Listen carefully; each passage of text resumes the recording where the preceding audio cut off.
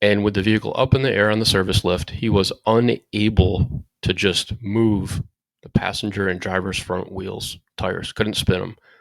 No unsprung weight on the vehicle, could not spin or move the front wheels or tires.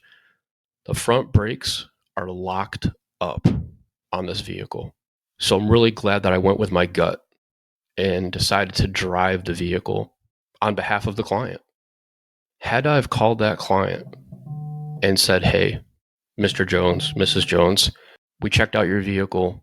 My technician test drove it, wasn't able to duplicate anything, no stored faults for anything that might be drivetrain related. You can come pick up your vehicle. I would feel absolutely horrible if they got down the road and something got worse because of that.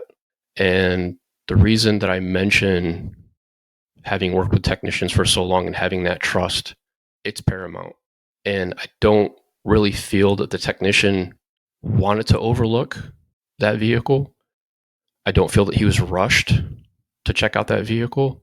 I don't know what happened, but I'm glad that I was able to drive the vehicle and just for myself know that it really didn't feel right. Something was wrong.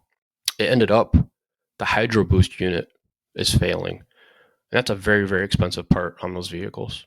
The client ended up wanting to do the work, put a parts deposit down. We ordered the part, and this coming week we're going to do that work.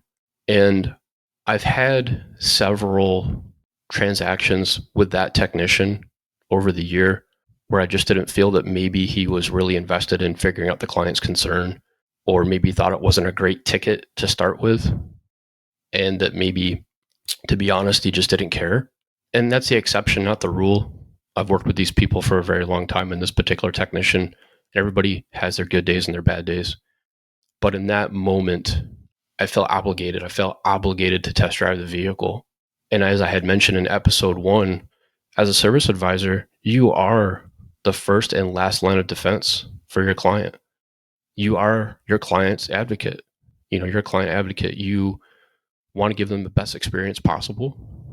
And they need to feel that. They need to feel that genuine care. And being a service advisor, that is your job, to make them feel that. And I guess question for service advisors out there, do you guys or gals drive client vehicles from time to time? Or do you just take the technician's word for what they're looking at? And again, it's case by case scenario.